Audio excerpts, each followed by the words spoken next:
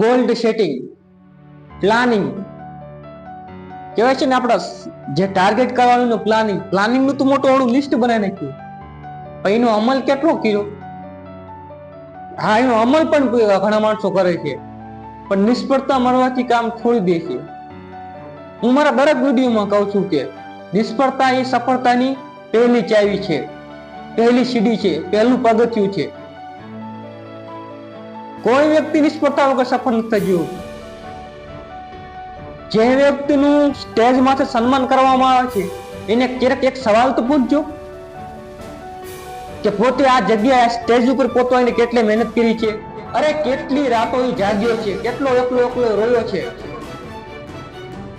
એટલી આશા સફળતા મળી જાય.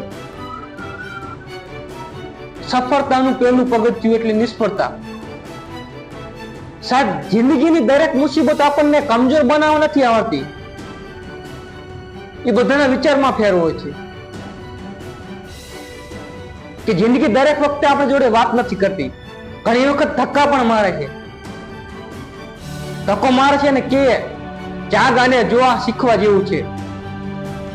એમાંથી ઘણા માણસો એવા પણ છે કે ધક્કાને પોતાના જીવનમાં આવકારે છે અને એમાંથી શીખીને આગળ વધે છે, અને ઘણા એવા પણ છે કે જે ધક્કાને હામો પ્રેસ કરે અને બાનાબાજી કરી નાખે, મારાથી નહીં થાય, મને નહીં આવડે, અથવા મારી પાસે સમય નથી, અને કામને છોડી દે. આવી રીતે સફળતા મળે? જો સપના સાકાર કરવાનું તેવું નથી તો સપના જોયે જ શું લેવા? નોર્મલ જીવન જીવે જ છે ને બધા. સપના જોવાની તાકાત છે તો એને જોવાની, એને સાકાર કરવાની પણ તાકાત રાખો.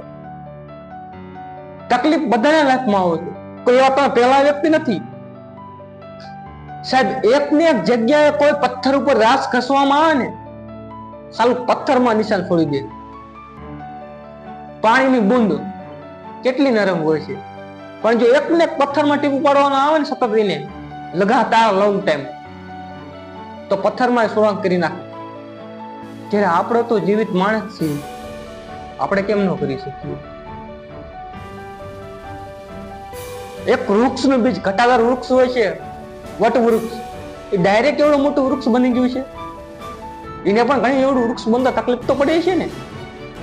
બહુ નાનકડું બીજ હોય છે, જેને જમીનમાં દાટવા આવે, જમીન ચીરીને બહાર આવે, નાનકડો છોડ બને. એ પછી પણ ધાડ, તડકો, ચોમાસું, ઉનાળો, વાવાઝોડું, એને બધાનો સામનો કરવો પડે છે. ઘણી સમય કોઈ ગાય કે કોઈ માલ એને ચરી જાય તો પાછી કૂપણીઓ ફૂટે છે. એને ક્યાં સુધી મહેનત કરવી પડે છે? જ્યાં સુધી ઘટાદાર વૃક્ષ ન બની જાય ત્યાં સુધી. થોડો સમય જાય એટલે મોટું વૃક્ષ પણ થઈ જાય, પછી એને કોઈની તકલીફ નથી રહેતી. કેમ? એની અંદર એટલી તાકાત છે ને, પોતાના મૂળિયા એટલે અંદર સુધી ઉતારી નાખ્યા છે કે કોઈ મુસીબત એને કાંઈ ન બગાડી શકે. ગમે તેવા તુફાનનો સામનો કરી શકે, પણ સમય લાગે. પોતાની જાતની કાબિલ બનાવવી પડે પહેલા, પછી એનો સામનો કરી શકે છે.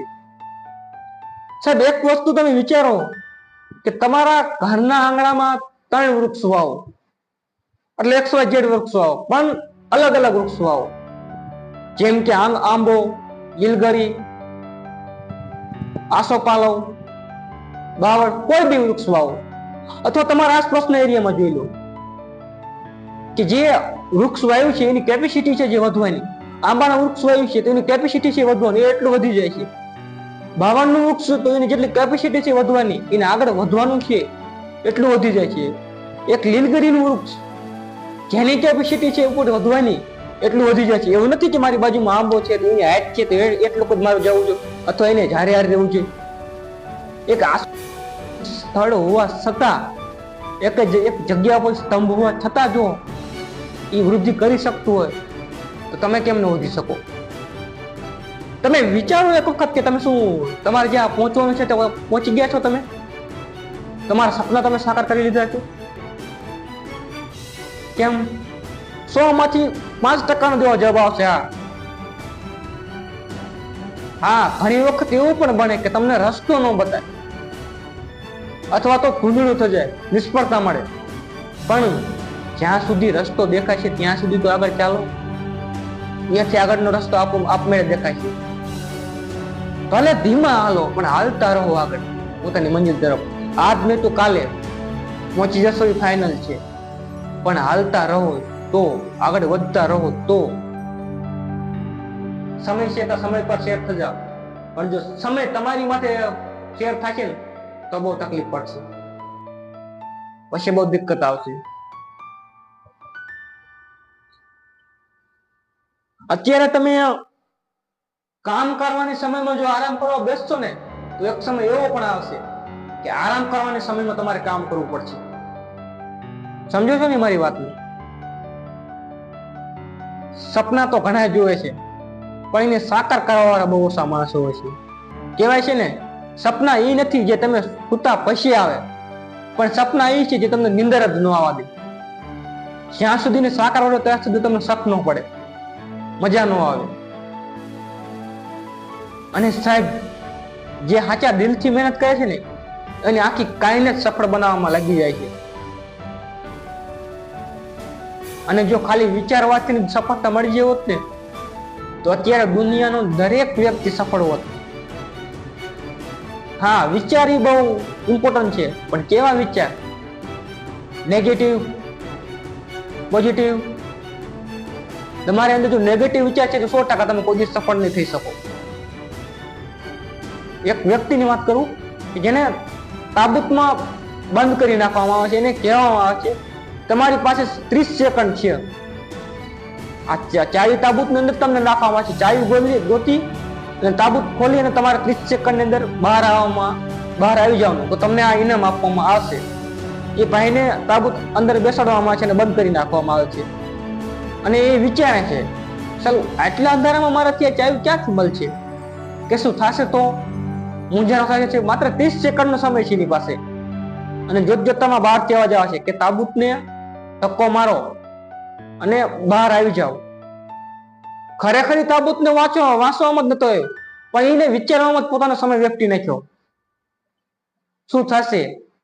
એક વખત પોતાનું મગજ શાંત રાખીને ધક્કો માર્યો હોત ને તો સફળતા કિનારા ઉપર જ ઊભી હતી. વાંધો જ આયા છે, દરેક વ્યક્તિને સફળતા જોઈએ છે, પણ પોતાનો સમય બરબાદ શેમાં કરે છે? માત્ર ને માત્ર વિચારવામાં. નેગેટિવ થોટ્સ ઘર કરી જાય છે પોતાની અંદર.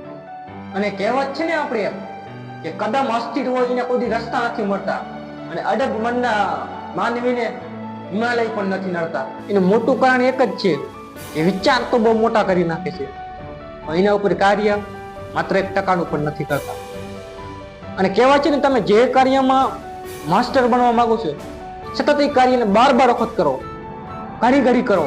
એક સમય એવો આવશે કે તમે એ કાર્યને એવો માસ્ટર બની જશો ને દુનિયાની કોઈ તાકાત ન હોય કે જે તમને હરાવી શકે. અને કઠોર પરિશ્રમ એ અસંભવને પણ સંભવ કરવાની તાકાત રાખતો હોય છે. એક વાત હંમેશા યાદ રાખવી કે શાંત સમુદ્ર ક્યારેય સારો નાવિક તૈયાર નથી કરી શકતો. અને જીવનમાં પડકાર એ જ માણસને જીવતો રાખે છે. પડકાર વગરનું જીવન માણસને જીવતી લાશ બનાવી નાખે. તમારા જીવનમાં જ્યાં સુધી પડકાર નથી આવતો, કોઈ મુસીબતનો સામનો નથી થતો, ત્યાં સુધી તમે જાગૃત નથી થતા. જબ માણસ गिरता है तभी खड़ा होता है. પોતાની ફિલ્ડના એવા માસ્ટર બનો કે તમારા આવવાથી અને તમારા જવાથી આખી ગેમ ચેન્જ થઈ જાય. સુખ સવાર જેવું હોય છે. માંગો તો નહીં, પણ જાગો તો જ મળે.